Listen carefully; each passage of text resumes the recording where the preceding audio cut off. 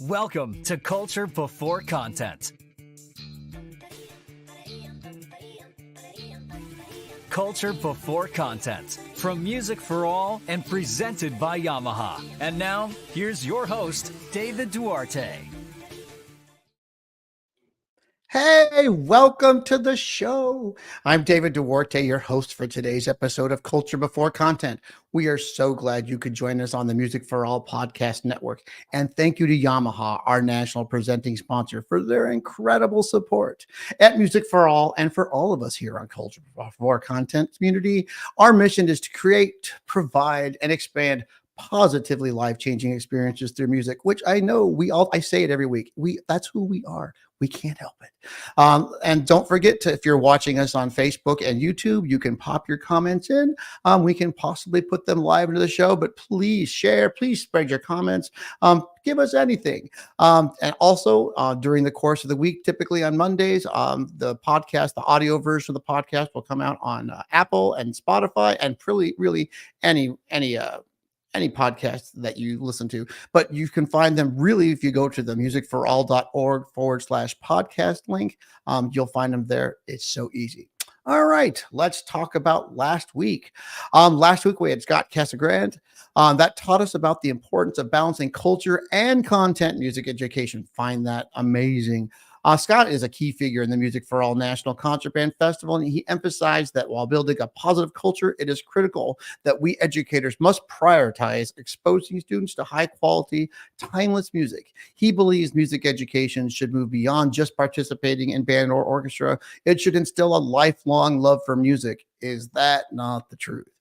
He shared how the National Concert Band Festival transforms students and directors by offering valuable feedback and the chance to connect with leading professionals. He highlighted that these experiences can elevate students' musical and personal growth, ensuring they leave with lasting connections to music and the arts. Listeners also heard Scott reflect on his career, where he stressed the importance of adapting to changing student populations and continuously evolving as an educator. Check it out. It was a great episode. And now let's get on to this week. I am so excited for this week. I cannot wait, which I should probably introduce our guests so that we can get to it. So I'm excited to be joined by two remarkable music educators, Adam Chitta and Annie Ray. Adam is the founder and owner of the Chitta Sound based in San Antonio, Texas. He is an experienced musicator and dedicated advocate for deaf and hard of hearing, known as DHH. As a deaf and hard of hearing musician himself, Adam has overcome numerous obstacles and now uses his platform to inspire and educate others.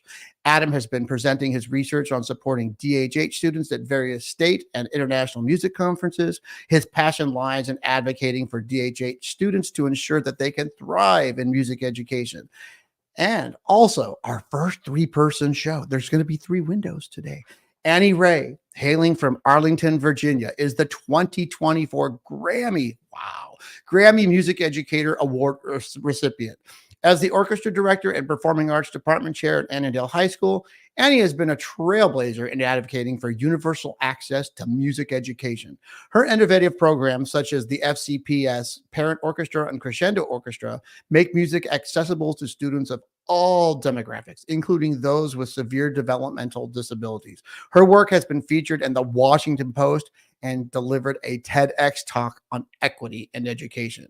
So, without any further ado, Adam and Annie will share their journeys, challenges, and successes in creating a more inclusive and innovative music classroom. Get ready for an inspiring conversation. Please welcome to the show, Adam Chitta and Annie Ray. Welcome. Hi. Hello, We've everyone. got to hello. We got to balance I got to make sure I don't interrupt anyone. So I'm like multiple pauses today. So let's start. We'll do a ladies first topic today, and let's take a second here and let's take a moment to introduce ourselves. Annie, welcome. Hey, thank you so much, David. I'm so excited to be here. And a huge thanks to Adam also for including me on this conversation. I am so excited to be here.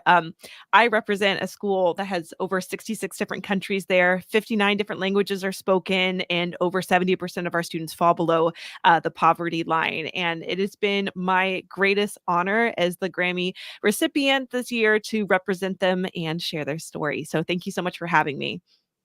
Oh yeah, and there you are. There is, if you're to our listeners, the Grammy, the 2024 Music Educator. That is just a wow for me. I'm like in awe. I feel like I'm meeting a star today.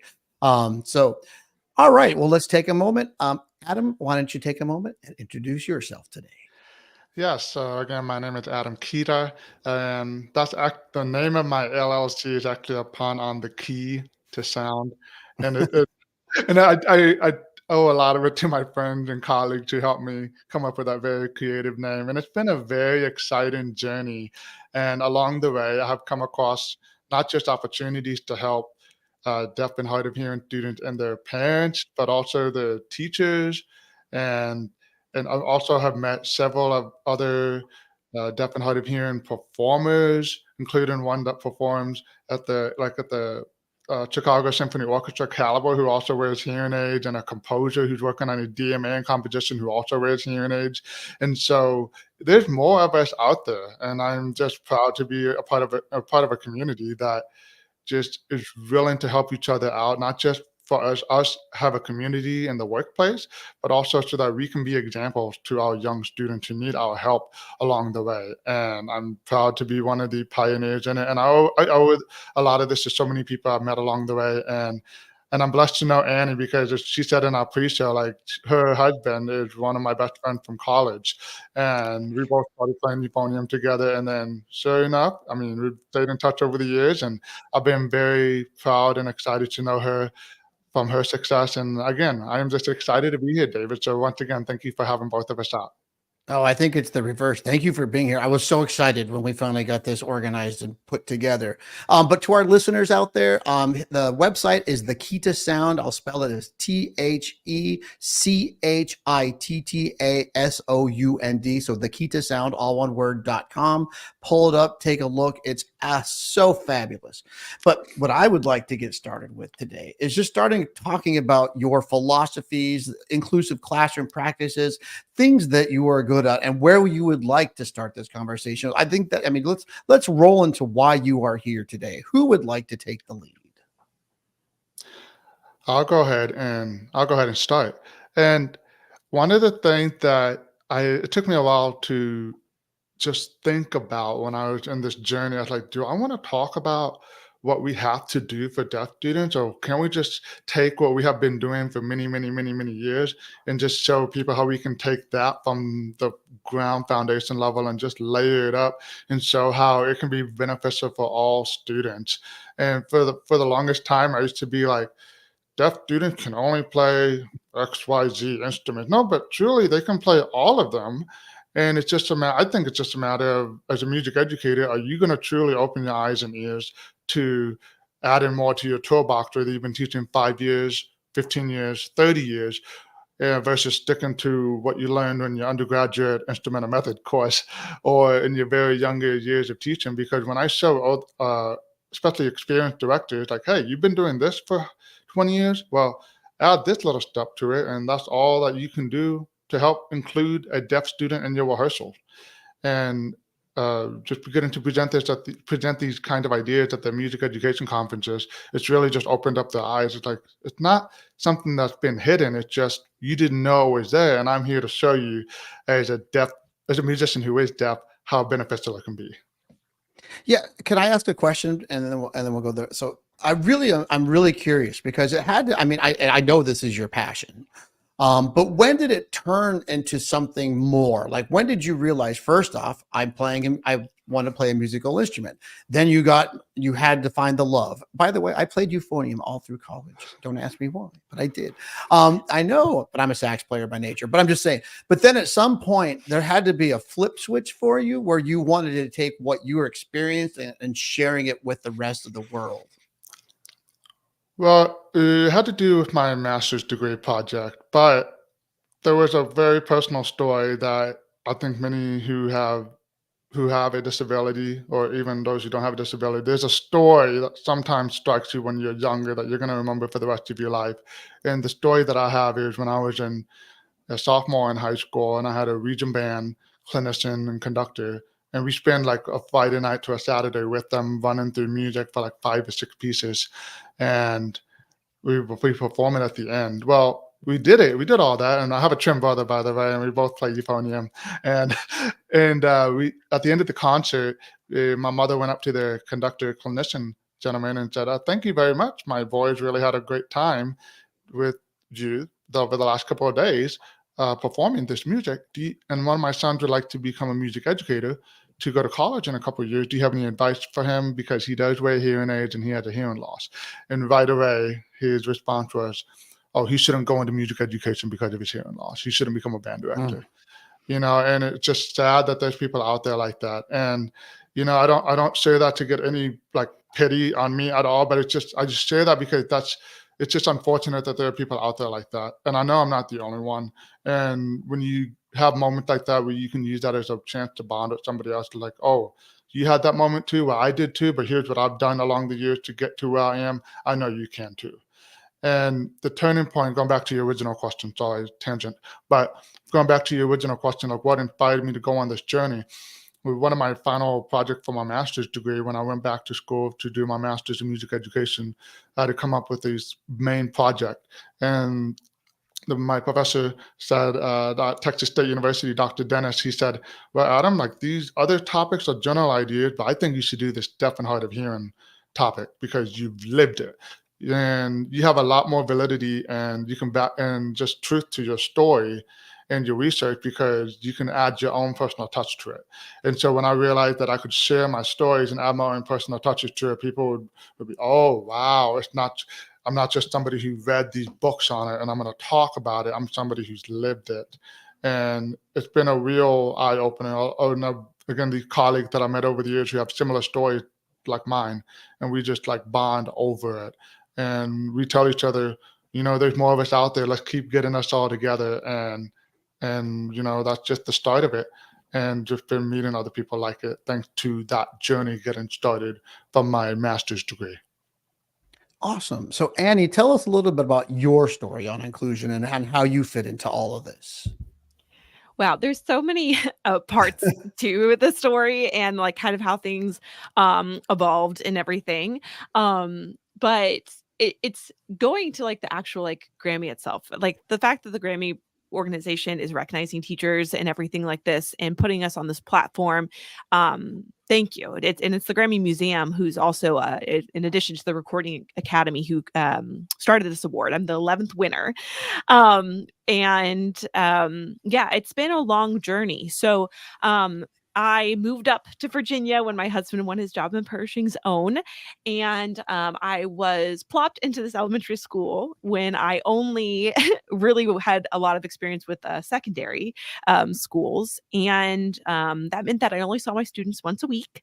And these two twin boys were put into my general education class that I only had 30 minutes with, and they had a significant disability, learning disabilities. And I was working hard with their mom, and I was communicating with her, and I just had them in my classroom, and I felt like I was absolutely failing them. I just felt like I was failing them. They didn't seem to be engaged. And so I pulled one of the brothers after class, and I was working with him one-on-one, and I realized that he actually knew everything that I was teaching. He was just processing in a different way. And it started this journey of his mom and I working together. And at the same time, I started our parent orchestra, which is actually inspired by my mentor's parent orchestra, Brian Coatney. Mine just took like a weird life of its own, where now I teach over 200 caregivers every year how to play their kids' instrument. And I'm so excited because I get to present at Midwest alongside him, which is like the greatest honor to stand next to my mentor, who I so look up to. But these twin boys, their mother joined my parent orchestra, and I started working with her really close, showing up to every IEP meeting. And then time went on, and I got the job at Annandale High School, which is the elementary feeds to that school. And COVID happened. Hmm. And during COVID, I was teaching from the school because my husband decided to renovate the entire house, and it's really hard to teach with sledgehammers around.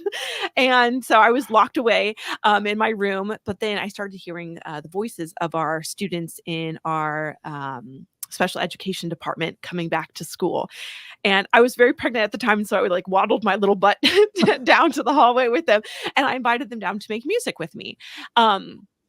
Which was something I had been wanting to do since working with these boys, and we had been doing a lot of like trial stuff with these twin brothers, and Crescendo in its infancy started, specifically because of one student named Kevin, who I talk about in almost every keynote I do now, who when he played the cello and he bowed back and forth, tears started welling up in his eyes, and just the fact that he got to make music and feel these vibrations and everything. And so I ran it the entire time that COVID was happening, social distancing and everything, working with the paraprofessionals, and the whole team, and alongside the occupational therapists, the special education teachers, the instructional assistants who are been with me since day one are still with me. My mom, who's a general music teacher, using her curriculum, we wrote what's now the Crescendo Orchestra curriculum. And my principal was so kind as to allow this to run as its own 80-minute course, just like every other student on a block schedule, this elective that every student has the right to have.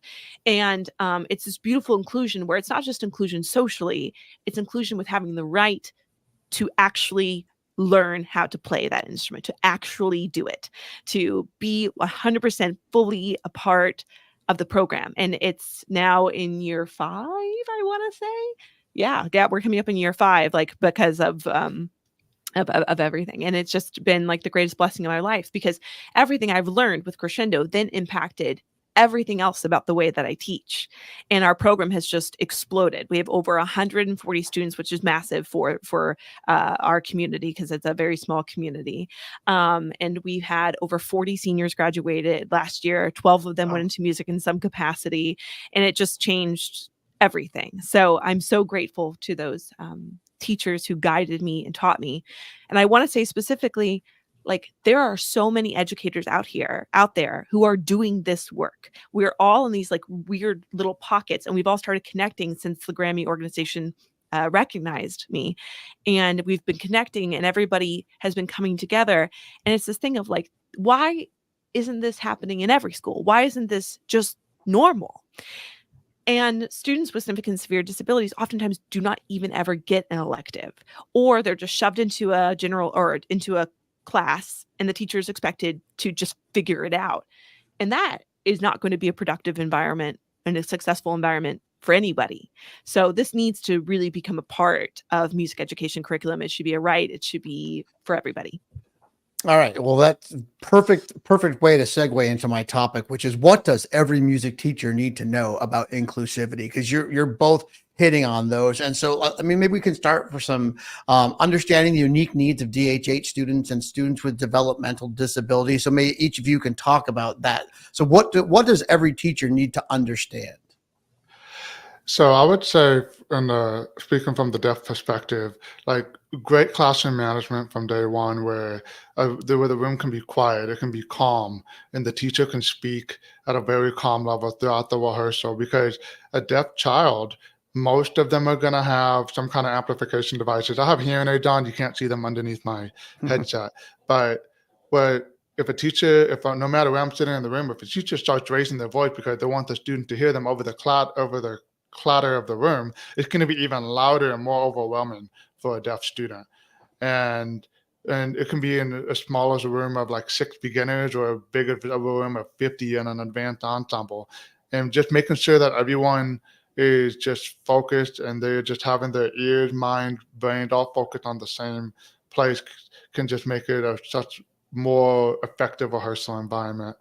And I've talked about teachers having amplification systems, whether it's just individual student FM system or whether it's a system for the entire room, because there's too many studies and we hear about these teachers losing their voices over a day where they're teaching straight through 7 periods a day, and it takes a toll on our health. And then what happens when that happened to us? We're not there. And when we're not there, the student can't learn. And a deaf student who relies on a teacher to help teach them feels left out. And so there's the domino effect to this. And having a really focused classroom environment where everyone feels included and the students can help each other. And I was lucky, like I said, I was lucky to have my twin brother right next to me. That's not going to be the case everywhere. But if you Right. teach the students to be inclusive and help each other along the way by pointing, showing, letting that student hear it a little closer, it's going to be a win-win for everyone. Yeah, and so I've had the beauty of having a few deaf students in my past, so I've got some, experience in the area. But I mean, some people, like I said, if you're a young teacher out there, you're going to have all types of students, and so it's great to hear some of the strategies or some things to expect. Are there any kinds of things like maybe gestures or things that you can suggest to a teacher that might be helpful to adapt? I learned to talk slower was very helpful, but I created hand gestures for some of my students so that I knew if they were having problems that we could have our own little kind of signals within the classroom. So it didn't, the classroom didn't know I was having to change things, but it was super helpful for me to have those conversations with my students all the time so that we could make sure that their needs were being met. So are there any strategies like you are like that? Apart from just the normal, like, hey, watch me, I'm going to give you a countdown, or we're going to start at measure 23, things like that. And then showing them the finger and being a visual aid, anything that's a visual aid that whether it's you doing it or if they can watch it on the projector as it happens, anything that's a visual aid can benefit everyone. And it will really, really benefit the deaf child, because again, we lose 1 sense, the others get stronger. And so so definitely my vision is a lot better than my hearing, and my kinesthetic tactile learning is a lot better than my hearing. And so any additional technique that does not involve listening, but you're going to expand on that, it's going to be a win-win for everyone. Awesome. Annie, so let's talk about help us understand as a music educator some of those things, those unique needs that you have in the inclusive classroom. Well, one of the things that Adam and I really align on is the fact that what we talk about with being inclusive to students with disabilities or who are deaf or hard of hearing are actually best practices for everyone, like fundamentally, which is why they can shift when you pull these things into your own teaching. It shifts everything for everybody. So so string pedagogy is very much modeling based. It's very, very heavy on that. And so using those skills already and leaning to that is really important. But for me, I am married to my slides. I am married to my slide deck. If you were to see them, they're like slightly unhinged. Like it's a lot. But what I do is I do like close-up pictures of my hands, or I've used like my phone, and I'll set it up with a camera and I'll have it projecting big behind me also. This is something I do for my gen ed students. But when we're talking about just like learners in general, I learn a very different way than my husband does. I am such like a reader. Like I have to digest and read everything to fully understand it. So it's hard for me to process out loud, and versus he's the opposite. So when we think about just that whole basic thing, we need to be catering to every learner in that way. So when I'm working with a student with significant and severe disabilities in my self-contained crescendo class, for example, I have some students who are on devices, some who have a paper copy. I also have it projected on the board. I have touch versions. I have modeling different things. But going with what Adam was saying and what you were saying, David, about having like a hand sign or something, that's actually best practices for every student. What if there's a student who, for example, I do have one who suffers from severe anxiety? We made a flash pass for her. So she just holds up a red card and she can leave like whenever she needs to. She doesn't need to draw attention to herself. She holds up red card or she flashes it to me. She just goes. And that's a best practice for everyone, is to have these hand signs. And David, you're saying those one-on-one conversations. Conversation is the relationship with every student, and meeting them all where they're at. So I have my crescendo orchestra, but I'm also really proud because my orchestra program also has a lot of students who are in my gen ed classes who are in there. And I tell the story of Ryan all the time. His mom knows I share the story. He's given me permission as well, about Ryan, who had a hard time like finding when was when was the best time to talk versus like not. And so I put him right in front of me and I gave him a Google Doc. And whenever he has an idea that he wants to share with me, he gets to type it down and I can see it as he's typing to me. So he still gets that moment of sharing with me. But we're finding it in a way that's supportive to everybody's learning environment. And because of that, and through just what music is, Ryan has made friends. Like for the first time, he's found ways of like practicing those communication skills and bonding with people. And it was so funny because we went on like our big end of the year trip, and his mom, who was a chaperone, came running up to me and she goes, "He ditched me." Like he didn't even say like bye to me or anything. And that was like the first time he had ever just like left mom. So it's just this whole thing of like giving students scaffolds, no matter who they are, actually empowers them to then get outside of their shell, like get outside of their bubble. And like that's what is so important about the work of inclusion, is it benefits everybody when you apply it to everybody. Amazing.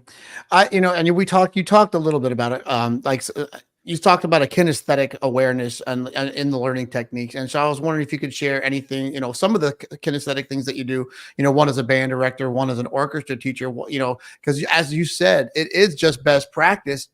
And it doesn't have to involve a student with disabilities. It can just be part of your general classroom. So I think we can learn a powerful lesson that you can include all this always. But are there any types of things that you have picked up along the way, or things that you can share? I feel like we should have like a buzzer. I'm going to go next. Like I said, with 3 people, it's like, here's me. So anyway, let's go back to this. Any kinesthetic awareness? Adam, you go ahead. Thanks. So a couple of things that I shared in my last couple of clinics, including my last one at the Texas Bandmasters Convention in July.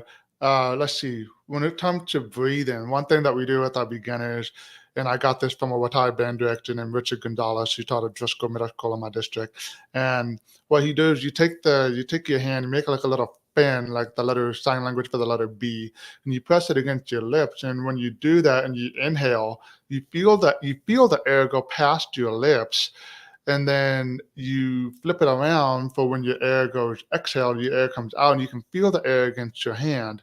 And that way the student can feel the air coming into the body, and then they can feel the air come out of the body. So that's one. Another one is I've seen mostly advanced ensembles do this, whether it's middle school or high school, but they do this thing where like they place their arm way out in front of them and they do a monitoring coming in and coming out. And one of the buzzwords we hear from our appraisers, how do you assess that your students are doing this? And this is something that if it doesn't look the same, not everybody's doing it. And not only are you doing it for like the breathing, you can watch the stomach go in and out, but this is also a timing thing. And so if I'm a deaf child, but I can't hear the metronome so well, I can use my eyes and I can, again, visual learning along with my kinesthetic of my hand moving in and out, and tactile of feeling the air against my hand as my hand gets closer to my face. So again, just many, many different ways of kinesthetic learning. And, speaking about being a euphonium player, like I hear low pitches really well. And so I was like, man, I press the euphonium against me and I can feel the instrument resonate. And I'll share with you a great example of when I was working with a student with a cochlear implant here in my district, who's in the regional day school program for the deaf at Jackson Middle School. It's the one in the picture actually right there. And I played trombone alongside her. And I said, hey, this was a lesson with connected touched notes versus lifted separated notes. And I said, okay. I sat next to her. I said, hey, place your hand on my bell while I play 4 connected Fs. And I played it. And I said, okay, that's what it feels like. Now you try it. And then she did it. And I said, okay, now we're going to do 4 separated lifted Fs. And I mean, you can draw the visual on the board, but it's a hit or miss. You don't know if they're going to do it. But I said, okay, now I'm going to do it separated. I want you to place your hand on my bell again. I'm going to play it. I want you to tell me if you feel the note touch or not. She goes, no. And I said, do you feel the gap in it? It's like about 50-50, like note and then silence, note and then silence. She goes, yeah. I said, okay, now you try it. It took a couple of times, but again, that's another example of just a student just placing their hand on my instrument, just feeling it resonate. And then you can do the same thing with the with the lower pitched string instruments if I was a student who could hear cello and bass real well. And even when I work with my fifth grade string students on my campus, I noticed that myself. I'm like, I'm learning something new every day. And I ask the student next to me and I just play along with it. And again, it's a great learning opportunity for me to take from that experience and share with others. So those are the 2 to 3 things that I would say on my side that I've learned through kinesthetic, tactile, and visual learning. Wow. Annie? Yeah, I mean, and again, what Adam shared there, that's actually like a best practice, I would say, for all students to feel that difference, because we have to remember, like, grounding our students in what we're doing, it is important, of like being present. They're like stuck on these screens all the time. And we have a responsibility as music educators that we are one of the last safe places where these students, we're teaching them without a screen in the way. Like, and if they're playing, they don't have a phone in their hand. Like, we're one of the last places that we just get the student. And so I think grounding students in that difference of feeling those things and engaging them in different ways is really important with making them present. So the one of the things that's like really interesting is the concept of beat, the concept of pulse, right? To us, it's a very innate thing. Like it's a heartbeat. We understand this parallel that we give to students, but students with significant learning disabilities are not going to understand. They're very literal. And so just the tapping on the shoulder, obviously asking student permission and everything. Again, that is best practice for all students. What you can do is in your classroom with your gen ed students is having them tap each other on the shoulder or the elbow or something, and where they can all connect and line up and they're like, okay, we're in unison. How many things do they get to do in school is in unison like that? But again, I think it's engaging students in recognizing that everybody has a different way of showing learning. And performing arts directors are great about seeing students learning, being able to see it just like visually and everything. But Adam, you're not gonna like this, but I hate a quiet classroom a lot of the time. And the reason I might say I hate a quiet classroom is I want students feeling comfortable enough to share their answer out loud with me. And I want them, and so I'm known for chucking Jolly Ranchers at kids the first few weeks of school, actually through the whole school year. I say, oh my God, just please, just talk to me. Like, please talk to me. Like anything. I don't even care if it's on topic. Just talk to me, or I get bored. But then it goes to them like owning learning, like shout anything. It could be the wrong answer. I don't care. But then recognizing that some students are going to have different communication styles. They might not know the answer, but they might not feel comfortable shouting it out. So I know eventually we're going to start talking about technology, so I don't want to like get there too quick. But there's lots go ahead. of Just technology. shift the conversation where it goes. Have fun. Just shift. Yeah, like I love getting students knowledge in different ways, whether it's having them write it down and tell me and show it to me at the end of class. It's a low tech version, or you can use great Google Chrome extensions like Pear Deck. I love Pear Deck. I love Pear Deck. I love Edpuzzle for I'll teach a concept. I'll demonstrate the concept. I have the students do an Edpuzzle lesson, which is like basically their own little like TikTok moment where they get to be like, oh my God, I get to watch YouTube. And then you get to answer like questions and things like that. And then I have them demonstrate it to me. And so I'm hitting all of those different versions of learning and having them show it to me in different ways. So I think recognizing students' different ways of demonstrating knowledge is really, really important, especially because some students might not be able to physically do it yet. And they might be too afraid to show us that they're not able to physically do it yet, but they knowledgeably know it. And so giving students the space to own that knowledge and then figure it out for themselves physically, because we are all built differently, is really important.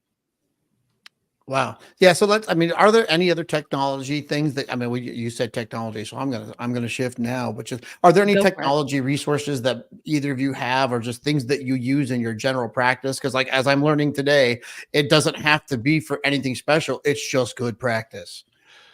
Yeah, so I use Toner Energy Tuner. This is one of my go-tos, and one of the innovators of it is Albert Vela, a great friend of mine. And I talked to him about how I Bluetooth my hearing aid to the app, and I use it for like tuning purposes, whether it's I'm tuning the strings in the orchestra or I'm tuning the timpani at the back of the room. And my student figured out real quick that I was sustaining the note and using it to match it. And they're like, you're cheating. I'm like, nah, I'm using my tools. But I love and if you can see it on the screen, like the foot tap on the Toner Energy screen. And even if I have it on my director's stand and I press it. Sometimes I lose it when I'm not hearing it through the ensemble, but there at the corner of my eye, I see the foot tapping. And then there's there's a version on here where it's the ball bouncing around the screen, and to us who may have been born in the 1900s, and yeah, I said that loosely, so we're old, but we may know the DVD logo moving up and down. I said, okay guys, so did that ball ever stop? No. Or just like your air doesn't stop, right? Yeah. And so taking those kind of visuals and these technology tools and applying it to what it is that we're doing every day. And I tell my students, like, if I can't see your foot tap, and I said, you're not playing in time.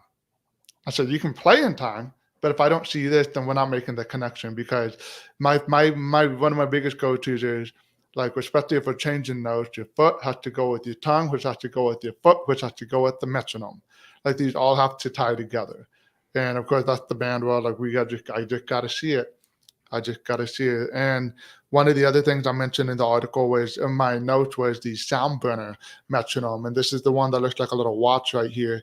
And you can place it on here and it lights up, and I can just tap whatever tempo I want. And then it can just start tapping, and I can feel the pulse. So like right now it's lighting up. And not only do I see that, but I can feel the pulse on my wrist. And so if I'm like, I can't hear it very well, but I'm a good tactile learner, I can feel the pulse with it. Then again, that's a wonderful tool that my students can use in a practice room versus taking a McAdams and blasting it loudly and therefore damaging their hearing. This is protecting their hearing and enhancing learning at a different level. And so again, this is a wonderful, wonderful tool that can protect the hearing and enhance learning in other different ways. Oh my gosh, that made me think of something. I actually use that on my projector, but like sometimes I need the tempo to be like, I don't want to play like a metronome. Sometimes I do use my sounds, or not my sound system, my projector, and I'll put a light source on with the tempo on so that we can see where the tempo is. And so that's been you're that watch. And where can you get those? I mean, sure, it's like, is it Amazon a place to get them? Is there a specific place? The Soundburner.com. Usually I've seen most of them come up on Facebook ads, but yeah, you can see them on Amazon. But they're a wonderful, wonderful tool. And I've used it on some of my hearing students. And like, you can not only put it on your wrist, you can put it on your bicep, you can put it across your chest like a guitar, and you can feel it feel the beat on your chest. And so there's many other different variations of it.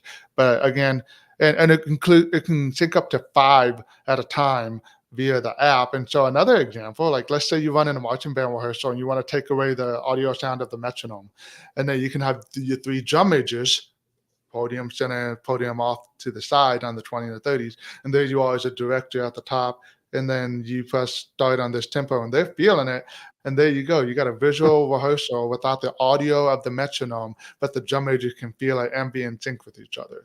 Or in a concert band setting, you as a director, where maybe you're snare drummer because you're working on the march or whatever piece you're working on, you want that snare drummer to be the main pulse, and they're feeling it. You can speed up the tempo, slow down the tempo. There's many different variations of it, but those are just a few that I share when I talk about that product. Yeah, that's cool. That's fantastic. Oh, sorry, I didn't mean to interrupt, David, but I wanted to jump in. It's like, when people hear about these technology things, like Adam, like looking at it, like, I've seen this before, and they're not cheap. They're not cheap. These resources aren't cheap, unfortunately.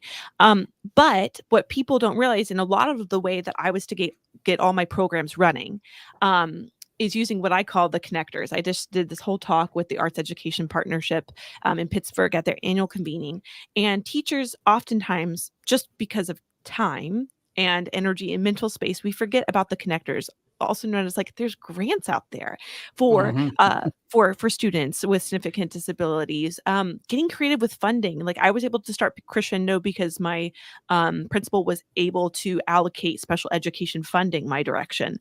There's grants, there's nonprofits that are out there, resources exist, but it's hard right now because you have to search for it. But there are answers out there besides just direct school funding. So my biggest thing I've always said, my principal is the one who called me on this. He's like, you're really good at asking for forgiveness rather than permission. And with, like, starting things, I'm like, Yeah. He's like, no, it's fine. It's fine. But like searching out and seeking out those answers are a great way to do that. But those tech things are really awesome, but it's also okay to lean into those low tech options of, again, just tapping. And that is another human connection of that's what we're doing, right? With music, it's just about like connecting. So I think that's like an important thing to do. But Adam, I'm going to go see if I can figure out funding for some of those things because that's really, really cool. Yes, and I like you're talking about the tapping, like that is a visual assessment as a teacher. If your AP walks in the room and they're like, I don't know anything about music, but I can tell they're doing this all together.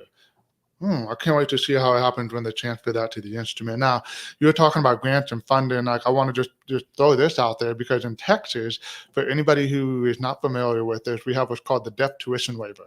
And I'm proud to share that this has really helped me because, like I said before, I'm a twin.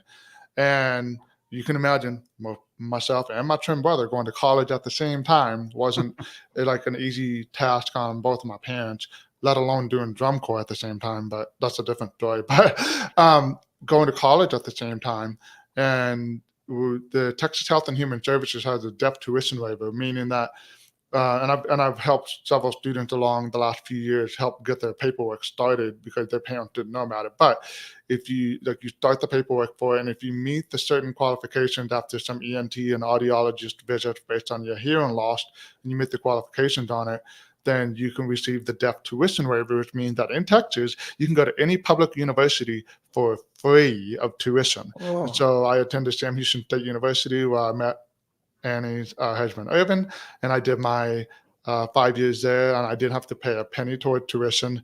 And then later down the road, I started my master's degree at Texas State, and I didn't have to pay a penny toward there for tuition because, and maybe if you also think about it, hearing aids are not cheap, and this is an opportunity for a student for parents to have one less thing on their plate to worry about when it comes to furthering their child's education, especially having to deal with the cost of hearing visits and doctor visits and audiologist visits and hearing aid cost, whether it's insurance related or not. This is one less thing for them to worry about.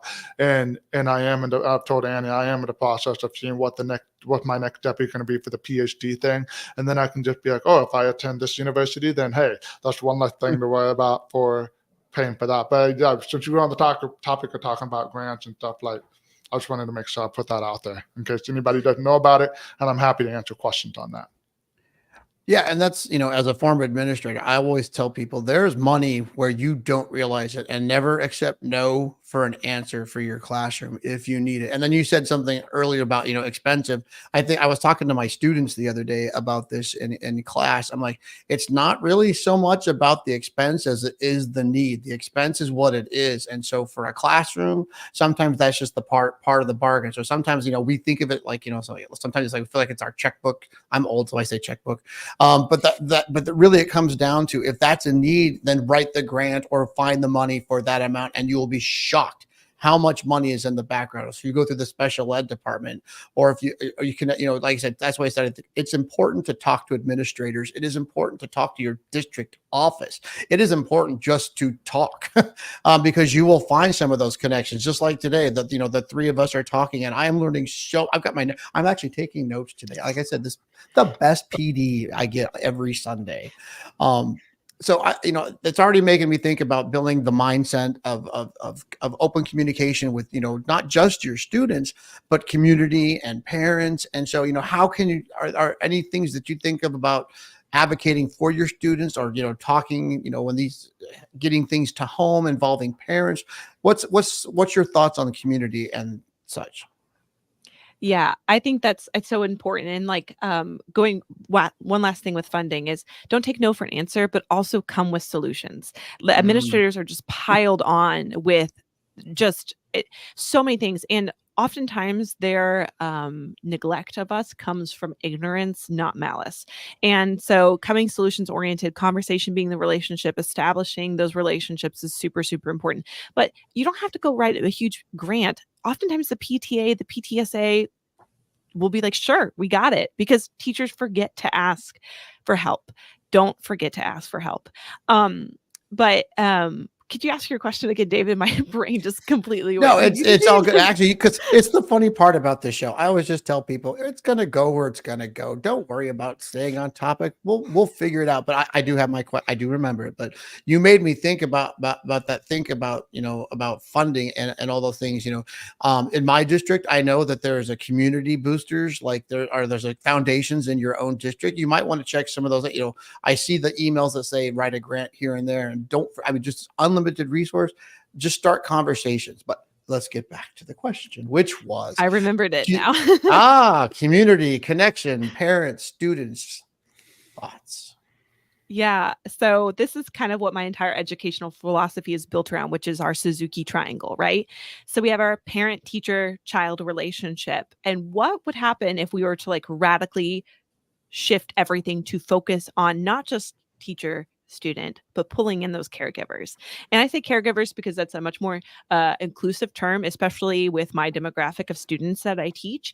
But the amazing thing is my parent orchestra that we mentioned at the top of everything, I have over 200 caregivers every year who are coming to either learn their child's instrument for the very first time with no music background, all the way up to people who are bringing their instrument out of the closet after like it being molding away in there for God knows how long. But it's this incredible community of connecting. And now when you bring these parents in, and it's just twice a month for 1 hour on Thursday nights from 7 to 8, this incredible thing happens. I have demographics of parents who would never otherwise have ever met coming together and talking for the first time. I have teachers who are singletons at school, meaning they're the only one there. We're now watching each other teach. That is free professional development with each other right there. I'm getting tricks and tips from them that I would never have otherwise had. But then also we're bringing in pre-student teachers to come and have experience on the podium before going into the student teaching classroom for the first time in a forgiving environment where there's no classroom. Well, you would think there'd be no classroom management issues. There's no pencils being thrown into the ceiling yet. So we have that happening. We bring in some high school students who are interested in becoming educators and letting them stand on the podium and get that first, moment of like, oh, I love this. And so that's why we have so many kids who are going on into music education where they're like, oh, this is fun. And you're like, yeah, it really is. And it just has empowered a whole community. And there was a point when we were discussing teacher stipends for those who are in the performing arts. It was like hilariously low. Like, or it was like, it would be better if there wasn't one. This is so insulting. And the parents rallied and wrote letters and advocated, invited the superintendent to come and attend a class, the school board members, and we got a revision. The stipends were changed, all because of this parent involvement. And every school that has parents involved in this or caregivers involved in this have those students stay. They stay in music because their parents now understand, their caregivers now understand what's happening, like what we're actually trying to teach. And it's been incredible. I absolutely adore those parents, and they get to go to Midwest and perform with us. So it's going to be so fun. Ooh, amazing. So let's talk about any other strategies. I was thinking when you were talking earlier, when you were talking about talking to students, especially when you're meeting the needs of students with with differences and opinions. Sometimes I always caution myself. I caution other teachers: be careful what students say, because that's not really the answer. Sometimes you have to judge them by action or what really happens. I've found times that when I'm working with students, they'll either give me agreeable or say yes, but then I need to be more aware of checks for understanding. So, what types of communication have you thought about? Like, is there any magic ways that you check for understanding from your students when you're giving some of these instructions, or like, what are some of the unique things that you've seen in your classrooms? I think anytime that they can all answer back together, or even you get them comfortable with doing things like answer back all together, and then down the line where it's like a comfortable environment to make a mistake, and we're all here to help each other, especially when I'm teaching my beginners. And it's weird because they're excited to want to pick up that instrument and learn, but they don't want to do anything by themselves. And it's like, I can't help you. I can't help. I can fix a wrong note. I can fix a bad sound that's not good, I can't fix nothing. I can't go into your brain and figure that out. And I said out loud, how about 2 plus 2? 4. Do you think your math teacher would know that you know what 2 plus 2 is if they didn't ask you and you said it out loud? I said, I won't know. If you look at these coordinates on the board and you ask how many are up there and you said in your head, I'm not going to know that you know. And so you're just making it a comfortable, welcoming environment where you're gonna welcome mistake, but you're not gonna allow silliness. And like that fine line where, like I like what Annie said, it's like having a quiet classroom can be a good thing and a bad thing, but you want them getting involved in it where there's a two-way line of communication, but you gotta let your students know there's a time for business, there's a time for silliness. Let's get back to the rehearsal, and then you got them in the palm of your hand, where they're gonna feel comfortable doing making right sounds at the wrong time, but we help fix it, and just making sure that classroom environment is set up for them. I think understanding the why students are afraid to be like own their learning out loud is like an important thing. Like they are very much in an incredible time of being inward. Like COVID, like we've moved past it, but it's like become a fundamental foundation of who they are. But it's also the technology and the screens and being afraid of making a mistake because it could be there forever or whatever. And so we're asking students to be incredibly brave, like during a time where they're very much inward, and we're asking them to own their learning out loud for everybody to see. With math, like you brought up, Adam, a teacher actually like they can judge their own learning by what they turn on the paper. They can own their struggle and their process on the paper. And this is the one space where they have to do it in front of everybody. Like you have to, in order to make any sort of progress. So I say to my students all the time, you first have to learn how to make bad sounds before you learn how to make good. And what I mean by that is you have to be willing to be brave and bold and just own it. But then we also need to realize that not every student is in that place. And so we have to give them the avenues for showing us their knowledge of learning to then scaffold them to that place of being able to do it out loud, and acknowledge that it might take several students like years to do that. And you know what? If little like Jennifer is struggling, like, or is playing super, super quiet, like I have a student like that. Her name's not Jennifer. I'm not going to say it because I'm still teaching her, but for 4 years, she has played so quiet, but all the correct notes and perfectly in tune. I'm all about tone. And she walked in her first playing test this year as a senior, just beautiful. It took her 4 years to get to that point. And you know what? That's okay. I love hearing about those success stories. Warm my heart. Adam, I actually have a question for you as a deaf and hard of hearing, because this is actually, I think you guys have inspired me to like go to the general ed classroom. It just doesn't matter. It's just good practice. When you have a student who's deaf and hard of hearing, how do you help them with quality of sound? What are some magic Adam words that would be helpful? Because I think that, it doesn't matter whether it's orchestra. Like I have my thing. My word right now is I don't care what you talked about, the 2 plus 2 question. You ready for my answer? So the answer is clarity. You got it? So what's 2 plus 2? It's clarity. It doesn't matter what the answer is, but that's one of my answers to get the kids to start. So if say you're struggling with hearing something, or your student is struggling with something, what are some magic words you use to help with the quality of sound on an instrument? That's a great question. Resonance, just that's the buzzword that comes to my mind. But if I were to tie it to something visual that they can see, on the toner energy tuner, there's the analysis portion. If you've never seen that, that's where in real time they get to see what their sound looks like.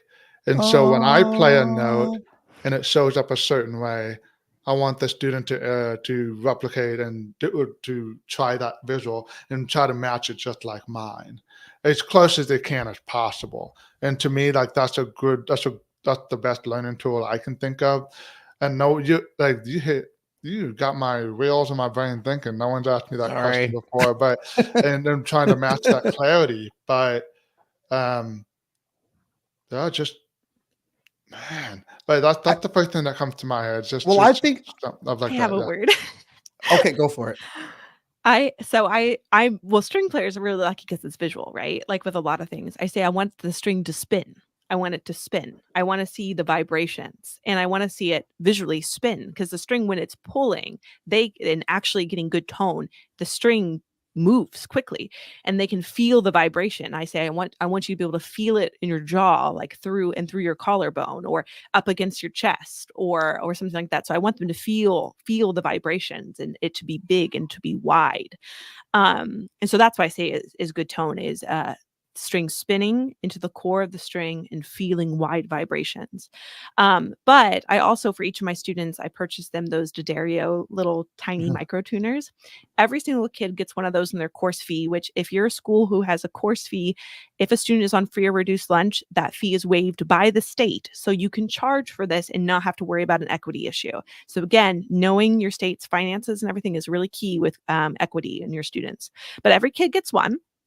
And they can visually first learn what does in tune look like. And then I say, throw your ears across the ensemble, or I say, feel the vibration, or you can, again, like putting one hand up and bowing open strings is a great way of feeling vibrations and hear how it blends. And so again, you're meeting those visual students, you're meeting those oral students, and you're meeting the kinesthetic students as well. Yeah, I was thinking about this because like we have our, we do all our PDs on Wednesdays in my district. And I always think about this, we talk about writing in the classroom, we talk about reading strategies, and we never talk about the one thing that makes music a little different, which is we have a kinesthetic property. I mean, you think of general music, the first thing that pops in my head is movement. That move can feel a beat. And I think that is something important that we as educators need to remember. We need to come up with kinesthetic assessment strategies because it's one of those things we don't talk about. And that's what I think I've been hearing today, because I wrote my notes today, and it's something that my students mentioned because I use my sound system probably 90% of my day. I believe that hearing is essential, and protecting hearing is one of my, I carry around my earplugs with me. I have free earplugs for all of my students. And I always tell them, you should wear this every class. It doesn't matter. Music makes noise, put them on. But I think, the kids talk about getting a subwoofer so they can feel it better, but not necessarily have the loudness. But I think that's one of those things. I'm on this now, this kinesthetic, properties of what we do in music, because both of you, you're talking about feel, you're talking about things that we don't necessarily assess on a regular basis. And so I think one of the topics, like maybe, I don't know if that's last time, I have no idea where I'm at with topics and time, but professional development or any strategies for teachers to go find help, or anything that you both, I know Adam, you have your business, and Andy, anything about professional development that we can get as a music educator.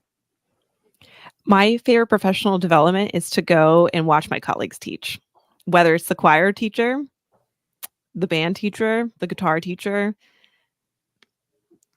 That's the best free one right there. And also, like, so many of these organizations right now are throwing out like free professional development. But I also want to empower teachers. Like, we are so classically trained in like what is right or wrong. The reason that COVID, it was a horrible time, but also the best time for me, is it freed me of expectations of right and wrong of anything. And it changed like everything about my teaching. But again, like with David, what you were saying with this kinesthetic movement, we also have to ground our students in the fact that at one point we were all children who were not afraid to walk around like humming our own made up tunes. And somewhere along the way, we lost that. So again, as music educators, somewhere along the way, we lost what general music curriculum is, which is movement. And so I'm not afraid that my students know we stand, we sway, we tap, we move. And that like connects people no matter who you are. And I know we're running out of time. So I wanted to finish off with one story about like how to know with students learning. There is a student named Mark. He's now off to be a music educator. And one day I was staying late after school and I heard sounds, and I was like, it's like the late bus already ran, like who's here? And I discovered Mark, and he was teaching a student who was not in crescendo, but is a student in the significant severe special education program. And I won't say his name because he's still at our school and I don't teach him, so I don't have permissions with it. But it turns out Mark had been teaching the student for 2 months how to play cello. And then turns out he's been driving him to work. He did not know him before this. He's been driving him to work. He takes him out for ice cream. They're friends. And it's the fact that Mark didn't feel the need to tell me didn't feel the need to scream it from the mountaintops that he was doing this, that he was just sharing his music and he made friends and connection in an authentic way. That for me was the biggest moment of it's working. He understands. We're just all people. Adam, any suggestions on professional development, or maybe even talk about the key to sound? Yeah, so my biggest thing would be find somebody who does something that you've never done before or different from you. Because I think too many times we want to be like of certain mentality, like, oh, I do think this way. I want to work with so and so who also does think this way. I want to work with so and so who also does think this way. But then you're never going to expand your toolbox if you do that. And my colleagues in my area know very well that I'm like one of the go-to guys of Adam. I just got a student into my program that came from a charter school and there's no IEP paper or 504 paperwork. Or what should I do? And and I'm here to help them with that. And I'm here to help serve as a resource to those parents. And with the key to sound, my goal is to help acknowledge the fact that there really is not that much training out there, especially on the undergraduate level or barely at the graduate level. And I talk to my colleagues like, hey, do you remember how much training or even how much was studying your coursework in the undergraduate, graduate level about teaching students who with special needs, special learners and disabilities? They're like one lesson in the elementary music course, and that was just basically it. And and I thought that's not enough. And we also in my clinic we talk about the warning signs of things we have to look for because we as educators need to be mindful that sometimes we are the people who have to start that process of, ma'am, do you know so and so is losing their hearing? Are you aware of that? I'm noticing it because they scream at me. They don't intentionally scream at me, but they speak really loudly and they play very loudly. And I think there might be a piece missing there. And Ooh. so we as educators have the responsibility not just to strengthen our toolboxes to create the best musicians that we want to create, but we also need to help look out for the health of our students. And when students can plug in an AirPod and blast their music and not be aware that they're damaging their hearing, that's not benefiting them at all. And as teachers, we just need to be on the lookout for that. We're noticing students are screaming in the hallways. Well, if they're coming into our class, I might have a one-on-one talk with them. Like, hey, we're being a bit loud. That's about a 10 in the hallway. Let's turn it to about a 6 or a 7. Okay? All right. And so I don't tell them, hey, you're screaming out the top of your lungs. You need to watch what you're doing. No, like, hey, let's tone it down. Let's get you a more calm setting. So when you come into my room, we're not going to run and fall down the stairs. We're going to be calm. We're going to be of a mindset ready to go for this rehearsal. So again, responsibility to help get them on the track that they need, help get them any help they might need. Well, as I want to preach this podcast as a community. And so I'm very proud of everyone I've got to be with. And it's really not my pride. It's really just the fact that I meet so many amazing people. And I have learned so much today. And I said it's neat. I can kind of take my notes. So maybe each of you will do ladies first. Do you have any final thoughts for our audience, or maybe something to lead us down, maybe for our listeners or our viewers to think about on the way out? Annie. Yeah, don't wait. Don't wait. The resources are there. Work with your special education department teachers. They want this. They want this for their students. But also, don't be afraid for your teaching philosophy and what your vision of a classroom looks like. Don't be afraid to let that change and be representative of the students who are in front of you. Let that be the answer in your why. Yeah. Adam. Connect with those parents and connect them with individuals like myself. I know for sure, I don't know, I have a list to give to them, but there are musicians out there who have other disabilities. Heck, there's a professional French horn player that plays with his toes. Like he has no arms. I know there's the blind musicians out there. I know there's other also deaf and hard of hearing musicians out there. Use those as the role model to show students that hey, you have this thing, the disability, but look, keep on going because look what this guy's doing. Like let your students know that it's not just a cookie cutter type of a ensemble, cookie cutter type of a musician. There are other people out there who probably worked a lot harder because of what they didn't have. and share those moments with your students, with your colleagues, with your coworkers, because the possibilities are endless. If you have a heart of not wanting to give up, like that music band clinician who told my mother that I shouldn't become a band director because of my hearing loss, I could have easily given up, but I didn't. I used that to fuel me to keep going further and further. So use opportunities to show others that no matter what you can and can't do, as long as your heart is set to it, you can do it. Well, thank you so much. I want to encourage our listeners and our viewers to, communicate with these people. I'm going to give you their emails. It's annieray.sounds@gmail.com. That's ANNIERA sorry, .sounds@gmail.com. And we have Adam at thechittasound.com. That's Adam, ADAM at THECHITTASOUND.com. Well, I have one word for today, and that is wow. Thank you so much for sharing today. And thank you for being a guest on Culture Before Content. Thank you for having us. Thank you. You guys are wonderful. All righty, kids. I love calling you kids. I don't know why. I think it's just a habit from the classroom. Thank you so much for listening. Thanks for tuning in today here for Culture Before Content here on the Music for All podcast network. Thanks again to Yamaha for their continued support as our national presenting sponsor. Don't forget to share this on your socials. Share anything. Get people to listen. Share it with your friends. Music for All. Find the podcast on musicforall.com. And I hope to see you all next week.